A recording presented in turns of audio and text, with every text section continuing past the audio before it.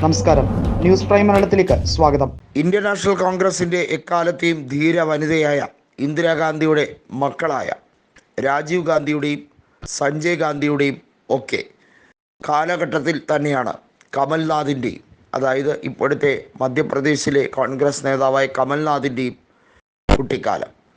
അദ്ദേഹത്തിനെ ഇന്ദിരാഗാന്ധിയുടെ മൂന്നാമത്തെ മകൻ എന്ന് അവർ തന്നെ വിശേഷിപ്പിക്കുന്ന ഒരു സാഹചര്യമുണ്ടായിരുന്നു. ഉത്തർപ്രദേശിലെ കാൺപൂർക്കാരനായ കമൽനാഥ് എങ്ങനെയാണ് മധ്യപ്രദേശിലെ ചിന്ദ്വാരയിലേക്ക് കടന്നു കയറിയത് എന്നത് എല്ലാവർക്കും ഒരു വലിയ അത്ഭുതം തന്നെയായിരുന്നു. വാസ്തവത്തിൽ ഇന്ദിരാഗാന്ധിയാണ് കമൽനാഥിനെ രാഷ്ട്രീയത്തിൽ വലിയ പടവുകൾ അനായാസം ചവിട്ടിക്കയറാൻ പ്രചോദനം നൽകിയത്. ഇന്ദിരാഗാന്ധിയുടെ പേര് അസ്ഥാനത്തും എല്ലായിടത്തും ഉപയോഗിച്ചുകൊണ്ട് തന്നെയാണ് കൃത്യമായും കമൽനാഥ് രാഷ്ട്രീയപരമായി വളർച്ച നേടിയത്. എന്നിട്ടോ ചെയ്തത് മുഴുവൻ യുവ നേതാക്കളെ ഒതുക്കുക, ഗ്രൂപ്പ് കളിക്കുക, പാർട്ടിയെ തച്ചുടയ്ക്കുക, അദ്ദേഹത്തിന് വ്യക്തിവിരോധം തോന്നുന്നവരെ ഒക്കെ വിമർശിക്കുക. ജ്യോതിരാദിത്യ സിന്ധ്യ മികച്ച രീതിയിൽ കോൺഗ്രസ് പ്രവർത്തനം നടത്തി വന്നപ്പോഴാണ് 2018 നിയമസഭാ തെരഞ്ഞെടുപ്പിൽ കോൺഗ്രസ് കേവല ഭൂരിപക്ഷത്തിന് അടുത്തെത്തിയത്.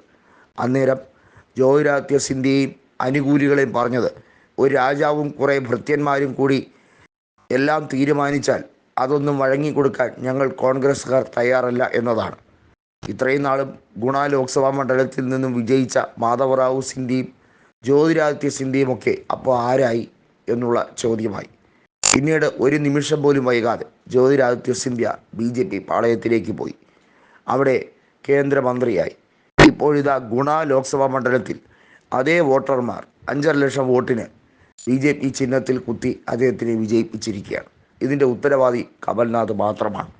അത്തരത്തിൽ നിരവധിയായിട്ടുള്ള കോൺഗ്രസ് പ്രവർത്തകരെ ജ്യോതിരാദിത്യ സിന്ധ്യയ്ക്കൊപ്പം BJPയിലേക്ക് പോകാൻ പ്രേരിപ്പിച്ചത് കമൽനാഥിൻ്റെ പിടിവാശി കൊണ്ടാണ്. പിടിവാശി മാത്രമല്ല, ഈ കോൺഗ്രസിനെ തകർക്കുക എന്നുള്ള ഒരു കടൽക്കിഴവൻ മോഡൽ സ്വപ്നമാണ് ജ്യോതിരാദിത്യ സിന്ധ്യ അവിടെ നടപ്പിലാക്കിയത്. കൃത്യമായി ഇപ്പോൾ പൈലറ്റിന് ചുമതല കൊടുത്തിരിക്കുകയാണ്. മധ്യപ്രദേശിൽ ശുദ്ധികലശം നടത്തിയാലേ മതിയാവുകയുള്ളൂ. കാരണം അല്ലെങ്കിൽ ആ സംസ്ഥാനം തന്നെ കൈവിട്ടു പോകും. ഗുജറാത്തിനേക്കാൾ ശക്തിദുർഗമായി മധ്യപ്രദേശിനെ മാറ്റിയെടുക്കാനാണ് BJPയുടെ ശ്രമം. 29 ലോക്സഭാ സീറ്റിൽ 29 BJPയാണ് ഇത്തവണത്തെ തെരഞ്ഞെടുപ്പിൽ വിജയിച്ചത്. ഉത്തർപ്രദേശിൽ തിരിച്ചടി കിട്ടിയപ്പോഴും മധ്യപ്രദേശിൽ ഒരു പോറൽ പോലും ഏൽക്കാതെ ഓരോ സ്ഥാനാർത്ഥികളുടെയും ശരാശരി ഭൂരിപക്ഷം 4-5 ലക്ഷം വോട്ടിൻ്റെ ഭൂരിപക്ഷമാണ്.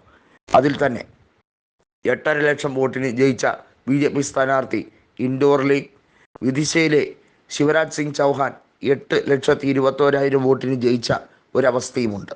അതായത് കോൺഗ്രസിൻ്റെ ഏറ്റവും തകർച്ച, അതായത് 18% വോട്ട് ഷെയറിൻ്റെ വ്യത്യാസം ഇരു മുന്നണികൾക്കും തമ്മിൽ ഉണ്ട് എന്നുള്ളതാണ്. കോൺഗ്രസ് BJPയുടെ മുമ്പിൽ ഒന്നുമല്ലാതെയായി പോകുന്ന മധ്യപ്രദേശിൽ വാസ്തവത്തിൽ എല്ലാത്തിനും കാരണമായത് കമൽനാഥും അദ്ദേഹത്തിൻ്റെ മകനും തന്നെയാണ്. ദിഗ്വിജയ് സിംഗും കമൽനാഥും തമ്മിലുള്ള തെരുവ് യുദ്ധം ഇനിയും മുന്നോട്ട് കൊണ്ടുപോയാൽ കോൺഗ്രസ് ഓർത്തിരിക്കാൻ മാത്രമുള്ള പാർട്ടിയായി മധ്യപ്രദേശിൽ അവസാനിക്കും. അതിന് പാടില്ല എന്ന് പറഞ്ഞുകൊണ്ട് അടിച്ച് പുറത്താക്കാൻ വേണ്ടി തന്നെയാണ് പടയൊരുക്കവുമായി സച്ചിൻ പൈലറ്റും ടീമും പുറപ്പെട്ടിരിക്കുന്നത്.